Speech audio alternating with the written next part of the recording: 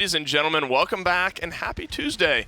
We have 3/4 of the minor league and 1/4 of the console league for you here today. I am Dolson, and joining me on the desk to start off the day, William Gormizer Newberry. How was your long weekend? It was really good. Although surprisingly, or I guess maybe unsurprisingly, I didn't sleep in anywhere near as many days because my wife was out of town, and so my dog would wake me up to go outside in the morning. So It's funny how that works, isn't it? It's a long weekend. You assume you're going to get a lot of sleep, and then you wake up at 8 a.m. anyway. And then you want the fun? Today, my alarm goes off. Dog's sound asleep. And, like, as far as I know, up to now, she is still asleep, probably. And so it's just like, why you gotta do me like this? Of course, our first matchup of the day, we have Sour Team and the Blazing Hussars, what many probably would consider a one-sided matchup because of the way that Sour Team are playing up to this point so far. They have so many different pieces that go into making it a successful team week after week after week. But there's a few guys I think that you can key in on, one of them being Sheepa, especially in this current meta of aggressive frontliners and sort of the hybrid off-tank role. Playing Makoa when he gets the chance, of course, as well. Sheepa's one of the best to do it. And I'm going to throw it out there. In my eyes, letting Sheepa have Makoa, probably going to be an overall mistake. Don't want to see that on the other side, but admittedly, it's kind of I guess, that's the worst case scenario, but there's not really many steps you're going to be able to take where you're going to feel better about it. He is just a very, very solid off-tank player. Obviously has a lot of experience up at the high level of play, so being able to come in, bring in things, and play Barrack in a kind of different style than we usually see him, instead of taking him as that point tank, running him off on the side just like we saw in those last couple of clips, and getting aggressive with him even.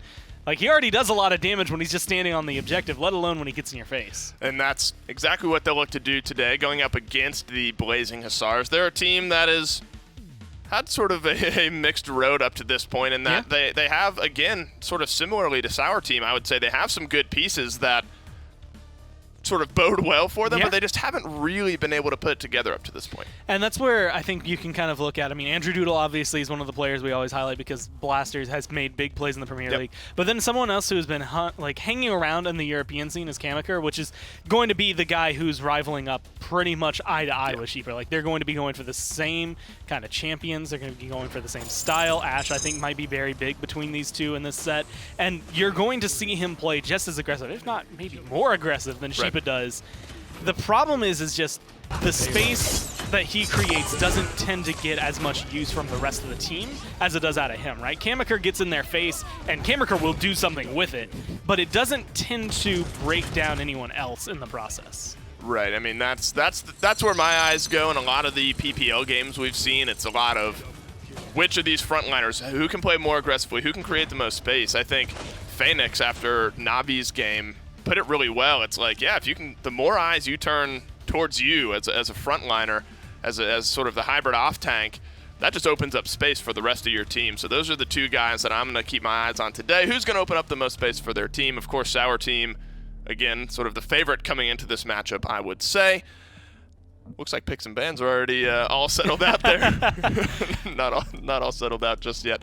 Do you think that the Hussars have a chance just yet to take I don't think they'll win. Do you think they have a chance to take a few maps today? I don't think they'll take maps. I think they will take points, though. I think, I don't see them going down 4-0, 4-0, 4-0.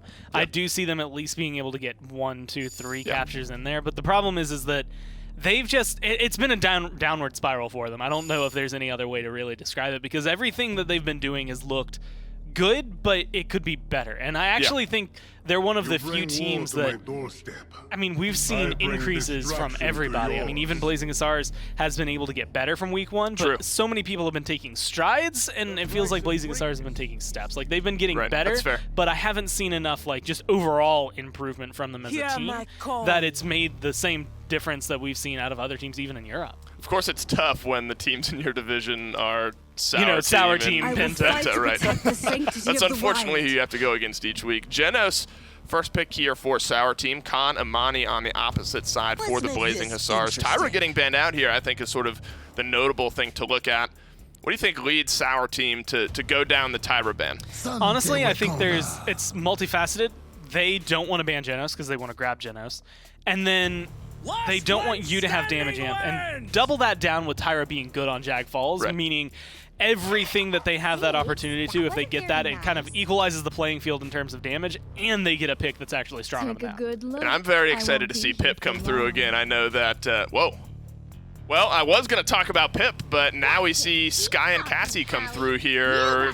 Walk me through the triple DPS thoughts you're having. Well, I guess triple DPS. I was also going to talk about Pip because he's really good on this map, but Sky has been proven on this map. I just haven't seen Sour Team do it. I've seen a bunch of console teams do it. I've seen a bunch of not minor league, not Premier League teams do it. I have never, at least not this split, seen a Sky. Yeah, I agree. Well, triple DPS, that'll wake you up here on this Tuesday morning. Well, I guess it's kind of afternoon. Send it down to your casters to get set number 1 underway. Thanks, guys. Well, it's triple DPS, essentially, with the Pip, and Blazing Hussars find themselves with an Eevee, an Amani, and a Khan heading into this matchup against Sour Team. Seems like 2 threatening squads, but don't know who's going to take the edge until we get in the game. Yeah, Sour Team have looked the better squad this phase so far, and they continue to improve. Last week, we asked a lot of questions about this squad, like, are they stagnating? Are they really, really pedal to the metal here to get better for the MSI?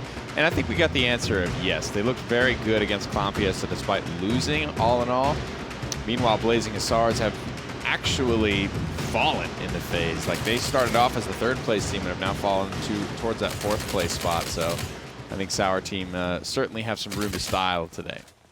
Well, it's going to be interesting to see how this Sky also plays out for Ninu, who's notably running most likely to debilitate. It was preparation, switches it up right at the end. This means Poison Bolts deal more damage and they deal it faster. So much focus on the front lines there, but it'll be good even against the DPS as he's getting on, ready for this flank. I can't imagine they don't expect this from him, and that's why you see Graphias already poking that corner. Could you imagine just eating one of these icicles to the side of the head as you rode by? What a terrible start to your day. Oh, man. Well, what a terrible start to Graphias' day as well, as Ninu starts it off strong. You can tell this guy has a purpose. Triple kill to start the day as Sour Team are off to the races.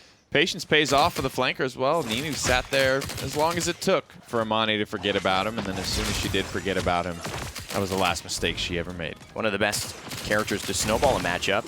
We look at Androxus, we look at Eevee. One of the champions that's so good at it, but is really not played because of other reasons, is Sky. When she's let off a leash, she is just a real hazard to a lot of people. I do like this loadout, and it's going to help with the snowball. A lot of movement speed to fuel these team fight victories, but also this loadout provides Sky with a lot of free damage because she is not costing ammo when she hits those poison bolts, allowing you to really have the ability to fire for that long. Not a lot of champions can do that. And one of the big things about Victory Rush is that it's an elimination. This card has gone between many different ways. The Fit having to go into the Ice Block there to stop the damage coming through the poison bullets would have killed them. Time Bomb ready. One of the ults we don't get to talk about. Destroy shield, so they're not going to take cover around that. They have to run away. And it doesn't get any kills, but it does do a lot of damage to Toot Toot. Ooh, and the poison's enough to take him down as well. Wall off is good. Both frontliners dead for Blazing Hussars.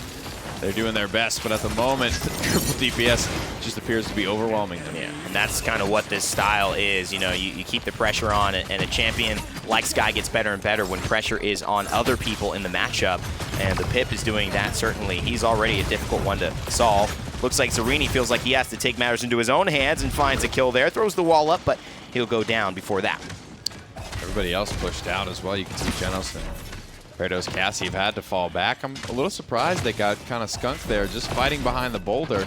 Monty and Eevee were able to make a stand long enough for everybody else to get respawned.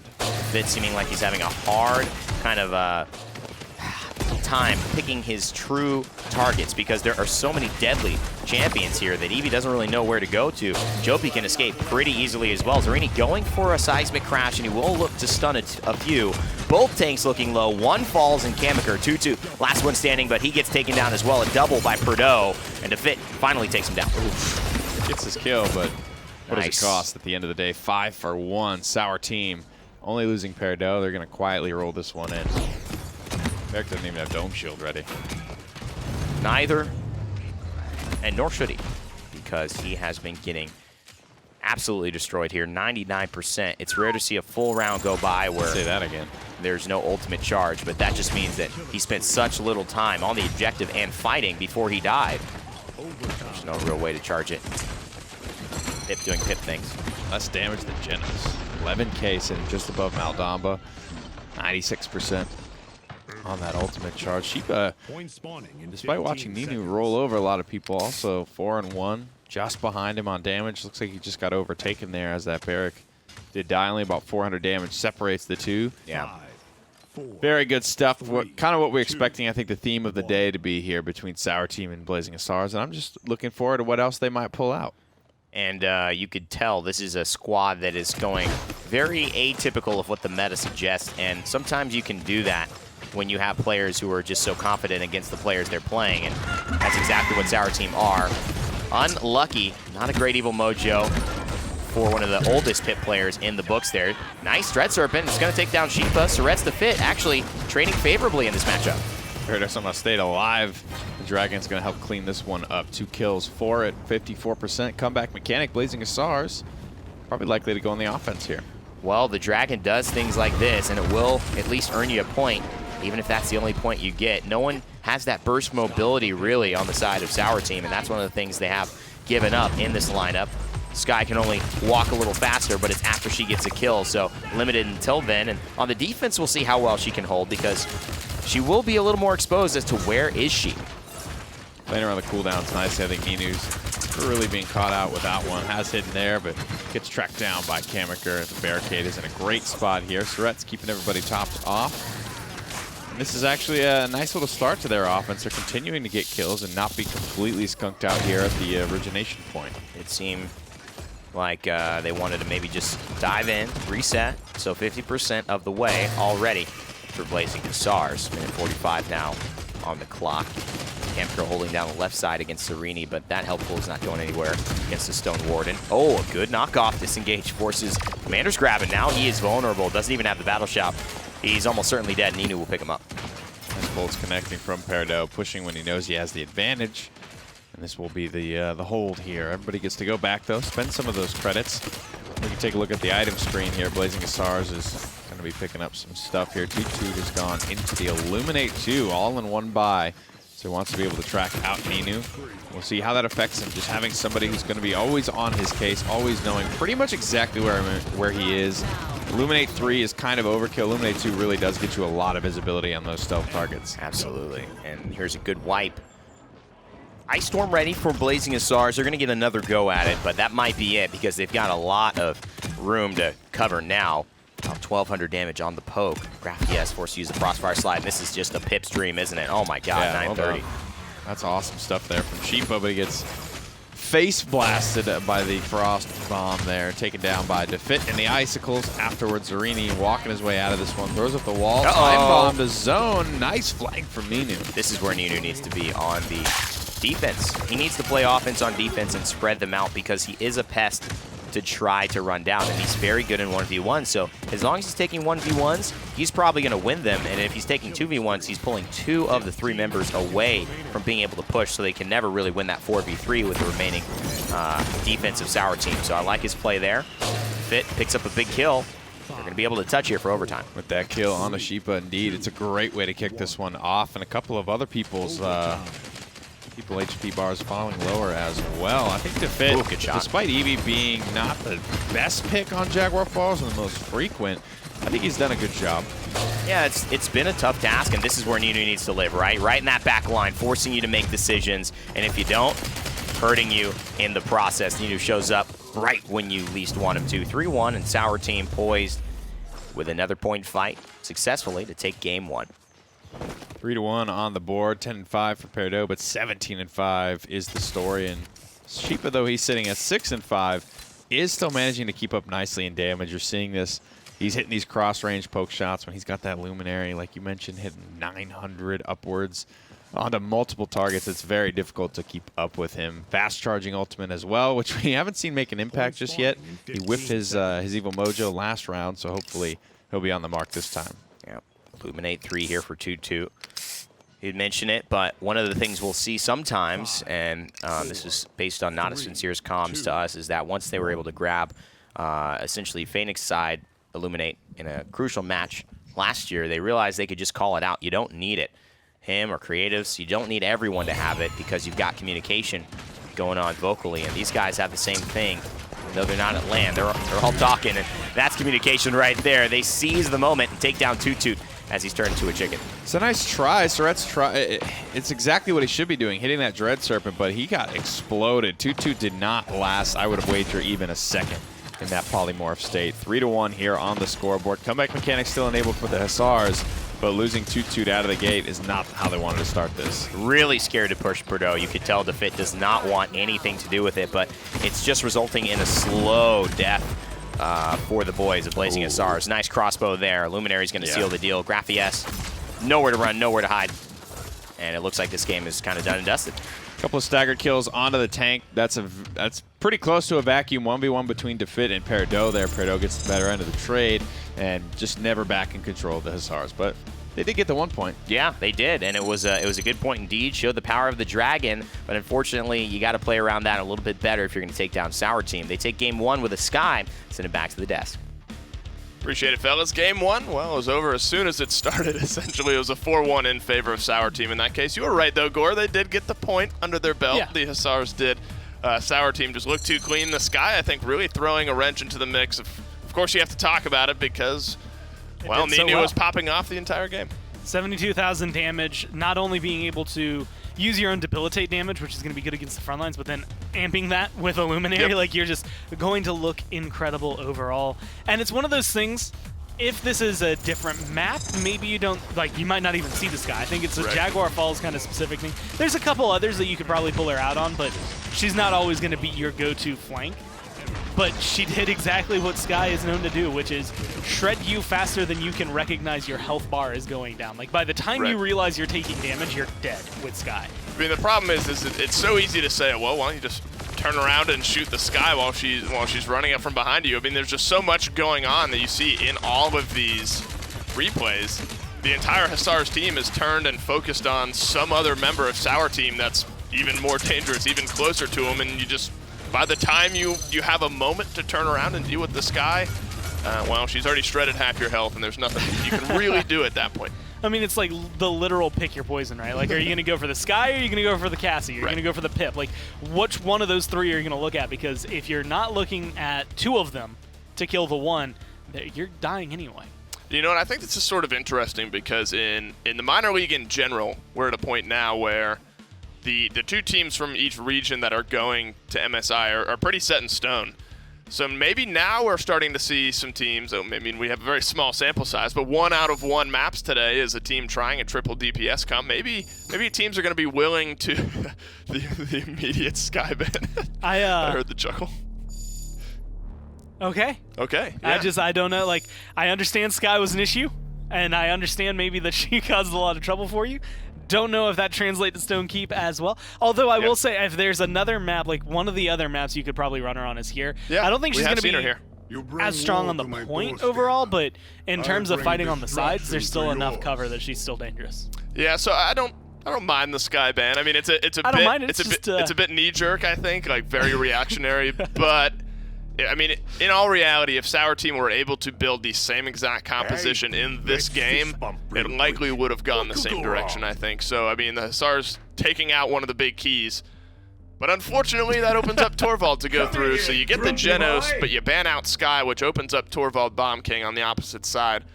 I feel like not even so much on the Hussar side, but playing against Sour Team is sort of damned if you do, damned if you don't on the pick ban cycle. I think that's kind of where it was at, because I was actually looking at it, I was like, I mean, they banned Atlas Khan. Like, Atlas Khan, Makoa are all banned. The Sky has to take Torvald, or one of the others on Sour Team has to take Genos.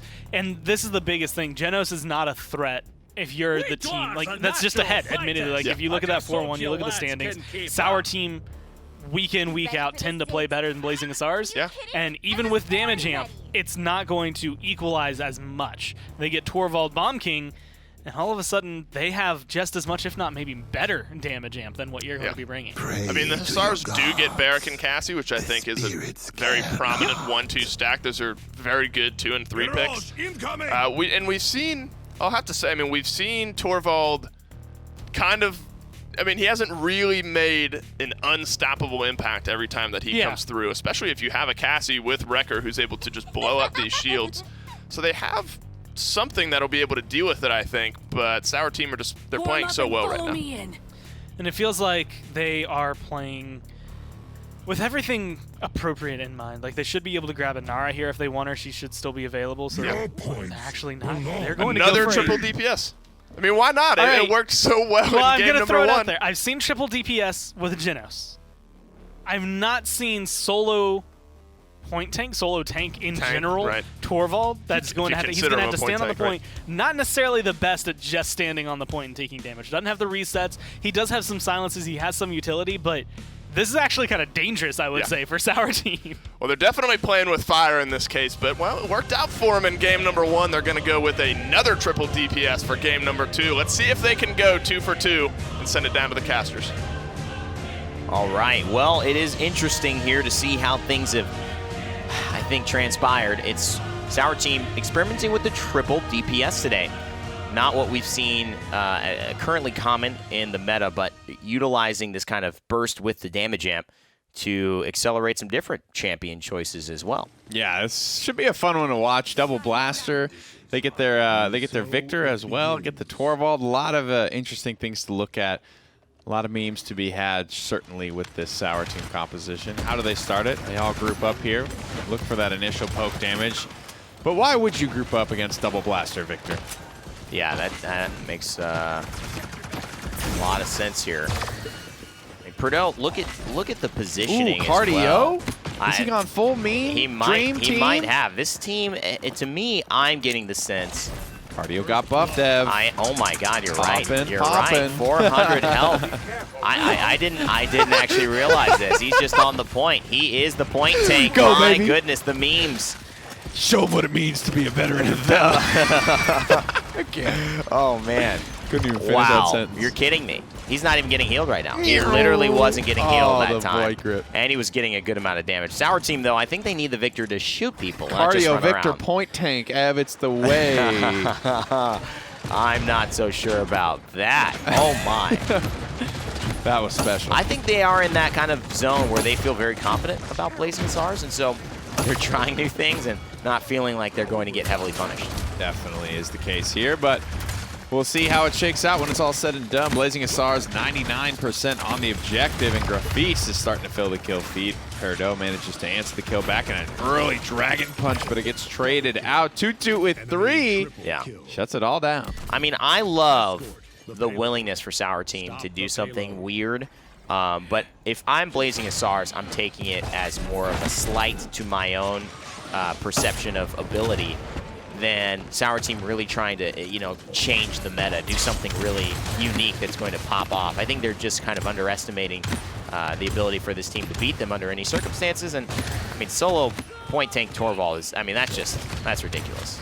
Yeah, it's definitely a style composition. 2 minutes on the clock to see if it can actually hold a candle to what is the more safe, calm, and collected composition the Blazing Hussars have put together here. Perdo with a lot of hip firing, despite picking up the cardio. He's still managing to get some of this damage out, but the fit finding too. Yeah. And Perdo already having to fall back and give up the high ground. I mean, very interesting here. Kamaker as well on the Ashe. Going to be very hard for him to lose duels, man. And Jopi dies after he uses the Dread Serpent. Ninu, hopefully, luckily, cleans up one. But he has not had an impact this game, and he was a big impact on the Sky. The Drogo is one of his best champions. Really not done much. Going out here on its own, and Eevee hunting him down, wants to get that shot. They're all fishing. Look at this. He's buying a lot of Help value. me. A lot of people shooting at him at the moment. Nice rockets to keep some damage out on the field. He needs some assistance. That's the first bubble he got that entire time, and I'm watching Zarini. He's been on the catwalk. He was shooting autos onto Toot before he even crossed the bridge, so clearly realized it might have been a threat. I think Dragon Punch could get lined up here. Really good Poppy Bomb. That might have saved the push, actually. I mean, that was a really, really deep assert dominance onto 3 people as well. Oh, get it. I like that Poppy Bomb a lot. Ninu shooting directly down onto the heads of his opponents at the moment. Nobody's a real great answer. Barrick's been attempting to shut him down. Cassie has not really gotten involved yet. A little trepidation I'm sensing from Ninu on the Drogos, not wanting to pursue inside, still respecting Graffies and respecting the character Cassie, who is not the most traditional of I think, counters. This should be a pretty easy kill, but Chemiker is there with the shield. Let's see how this Drogo's flank works out. Obviously, the fit is on the push, but okay, so Nino just kind of basically... Huh, this is an interesting one. I'm not sure he's going to get over. He's really out here flying around Stone Keep. He's made a complete lap around the cathedral there without touching the ground. Overtime is where we are headed. Cassie doing a great job boxing this one out. One more bolt would have done it. Nino has to disengage. Yeah, and this is probably what's been happening to Nino the entire game. But if he can isolate Surretts here, who is very, very He's just low, creeping. He goes back into combat, and Joby by himself. Nino barely a factor at all in this team fight. This is pretty unique play from Sour Team, and it ends in a 1-1. He's really just playing like a flanker at the moment, just kind of creeping around the rooftops, seeing if he can just get a salvo off on an unaware target. There's so many different rooftops, tree tops, things for Drogo's to hide behind. You really see Nino, if nothing else, do a great job at showing us some of the routes you can take through the sky. 4-1, second in damage. Drogo's does do a lot of poke damage. I'm more surprised that Perdo was managing to 1-3, top the charts here with Cardio Victor. Yeah. Pretty unique. Can we? Well, I guess we can't see self-healing, unfortunately, as a stat. Right. That would have been very, very cool. That's a juicy heal. 400 HPS is two-thirds of a Ying ult. A second. I mean, that's, I mean, you can't be firing, so that's the trade-off. But man, it definitely is an interesting look at Victor, who is getting that buff in this patch, which I'm assuming is live because they're on it. Yes, sir, indeed. 6% for the boys of Blazing Hussars. And Ice Storm comes out. Nino's just looking for a home for his Dragon Punch. It looks like he will not find. So is this the proverbial T, Nick? I think so. Yeah. I think it's tasty. Oh, okay. It's spicy. Spicy. Wow. All right. Something to wake you up in the morning. Sure. A little espresso. Yeah. Which you have access to now. I don't drink it, but I do have access to it. You do have access to it, so you could, start a little shot at a time. It's a different kind of shots, but it'll wake you up. That's true. Not tea as well. A little faster, but you could slow it down. What's the tea that I want though if I'm trying to wake up? If you're trying to wake up, you can go for a green, nice antioxidant, lighter blend, but for me, a little bit hard on the stomach. But black tea is really my favorite. I still need something, before I have it. I think either way, my theme is I need to eat before I have a lot of tea. Not for coffee, though. I can have that on an empty stomach, no problem. Well, hopefully it'll help you stomach this composition from Sour Team as well. I have it in my hand, actually, as we speak. It's not helping. We'll work on it here. Blazing Hussars certainly working on it. Finding 2 for nothing. Sour Team maybe straying a little too far from the beaten path. We'll see if they can bring this one back. The defense looked okay, but I think, getting these ultimates in vault, they really, really didn't hit much. You can see the Dragon Punch has yet to connect. Sheepa's going to roll on in here, clear out some space. Maybe he can pick himself up a kill. You know what I realize is the issue? Maybe Sheepa on Bonky here. Not his most traditional champion. And this might have just been the flex that Did you just say that about the blaster from D69? It might have just been the flex that put Sheepa a little bit too far. Reround the clock a little bit too much. Because it just feels like the damage isn't coming from somewhere. And they need it all. Although, look at this. Look at this. 47. Let's see some KDAs as well here. They're all three very, very similar. Not only damage, but kills. Ooh. So Sour Team somehow still making out. A lot of flusters, a lot of steps kind of floundered, but at the end of the day, both 3 DPS atop of the charts here in the entire game. And it was as simple as getting any value for their ultimates. You saw the Barrage picked up a couple there. King Bomb helped put the training wheels on Sheepa's kill in that round, and just getting something going. That's without really anything from the Dragon Punch. Dread Serpents and Hyper Beams are going to be useful later on in this push. Like Hyper Beam could be a round ender here if you can find a nice angle. And with Nino baiting everyone over to this side, it's looking pretty likely. Well, obviously we know the damage is there, but my big thing is Nino is playing very, very high and very isolated. It has been working in many ways, but it has also been a little frustrating because the cohesion hasn't been there. But look at this, the payload already moving. Chemiker, he's going to take only 85 damage off of that. Nino has the Dragon Punch, and case things do get a little crazy. But look at this, he's behind everyone. Rockets out of nowhere, he misses the 2 that might have killed Surets, but Tutu is in a bad spot on the point, and there's Ninu finally capitalizing. Well read, sir, and Zarini gets the big Hyper Beam, pushes Kamikaze out of the Assert dominance. Costs him an ultimate, but I think Sour Team are pretty happy with the way that offense goes. You could say it's working. I think Torvald would agree. And I think Ninu now 7-2, starting to escape into the main carry role. A lot of, you know, a good KDA, but it's deceiving because he's really only found those last killing blows in this round. They've been harder to come by than I think they would have hoped. 4-1 in the first round, 3-1 in the next, and he's not dying at the very least. There's a lot of times where he gets sort of chased off and has to go hide behind a roof or something for a while. And one thing that I'm starting to question is should Defit be fishing for these very, very hard to hit auto attacks onto this Drogoz flying out in the middle of nowhere? I mean, you have to hit 3, maybe even 4 if he gets any type of mitigation going to get that kill. I just don't see him putting 4 together fast enough. Yeah, right here, Defit's going to force Why him is he the guy chasing him down? Well, I think that's the question here. Who has the mobility to get to him? The ice block is down, so he knows he can go for the Eevee, but now he's just going to try to go for the point tank. Are you kidding me? Just an inch away from being able to get Kamikaze. That is unfortunate. He gets Void Gripped as well. Graffias, though, not paying attention, and that's a problem. Surets is saying, no, look up, there's the dragon. I put him in place for you, but nobody can capitalize in one rocket. Oh, they both miss. He's played so safe, though, getting so much healing. The Torvald bubbles as well. Salvo rips through. He's keeping a lot of people low. It's just a matter of time before they get collapsed on. And congratulations to, I think, Blazing Hussars for lasting that long. I mean, Drogoz had 3 to 4 of them at about 20% health 3 times, but was very, very, it was very, very difficult to try to capitalize on anything. The zone here is going to be massive. I'm not sure how they're going to be able to get back. This could be GG. They have to push through a King Bomb, a Barrage, and a Dragon Punch here. I just don't see it happening, barring catastrophic failure from Sour Team. And they've shown, if nothing else, good execution on the wacky stuff they've been drafting. Running this King Bomb into the wall.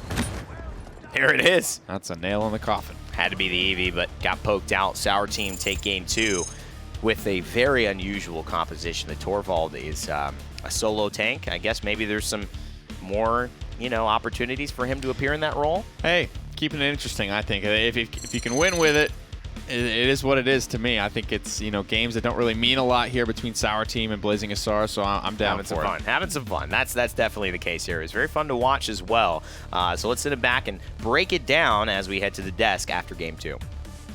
Game 2, well, pretty spitting image to game number 1. Sour Team coming out on top of that one. Another triple DPS comp, another win, but maybe now dancing on the edge, Gore, of I don't want to say BM, but just they're flexing their muscles, I think, a little bit in this game. Well, I was talking to Finch about this at one point, and I was just like, Sour Team are doing something here, and it's the appropriate thing to do in this scenario. Like, you know you're going to land. You know for a fact that you're going to make it there. So they're going to try anything and everything. It's the same thing that Na'Vi has said that they're doing, where it's just like, we need to be prepared for anything and everything when it comes to MSI, because if we're going to be playing against such a wide range of teams, you never know. There's going to be so many different strategies that can come through. And when you look at this, that is what Sour Team were trying to do. Every single portion of this was, I want to say, equivalent to like a wrecking ball. Like, the idea is, we're just going to damage amp and shield and kill you so hard that you can't fight the point.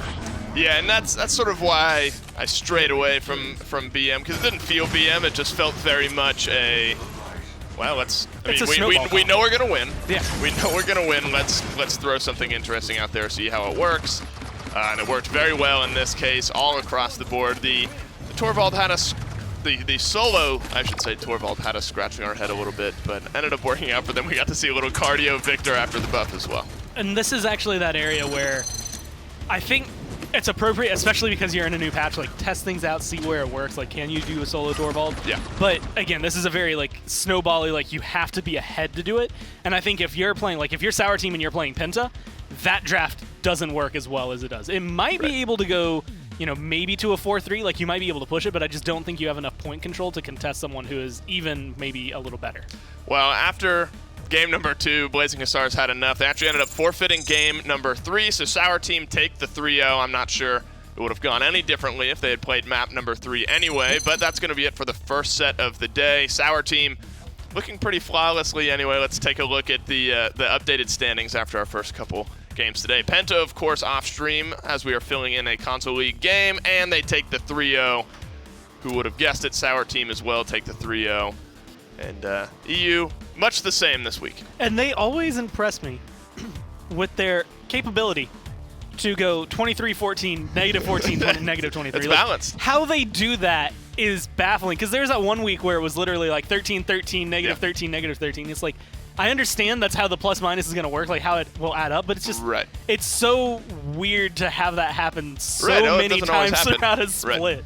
I know, it's very, very satisfying to watch. But I'm excited to see these two teams come and compete at LAN, because they're playing really good Paladins at the moment, and I don't know who's going to stop them, to be honest with you. I don't think anyone in this minor league will stop them unless they play each other. I don't think we get to see them anymore prior to MSI, but they're playing really good Paladins right now. I think Penta deserve that top spot. They're just playing on a whole nother level at the moment. And I think it's going to be interesting not only to see them for MSI, but also, like, I mean, in comparisons to some of the teams that we have in, like, the Premier League, like, these are minor league teams that are looking not only capable, but very dominant over some of the teams that we've even seen in the PPL. So coming into the MSI, I think this is a proving ground for them to be able to showcase where their strength really is. I think a proving ground is a good way to word it. But that is going to do it for set number 1 of the day, 3-0 for Sour Team. We're going to take a quick break, but when we come back, we have some more minor league action for you. Brought to you by Skillshot, Hi-Res Studios, Evil Mojo, INAP, SteelSeries, Respawn.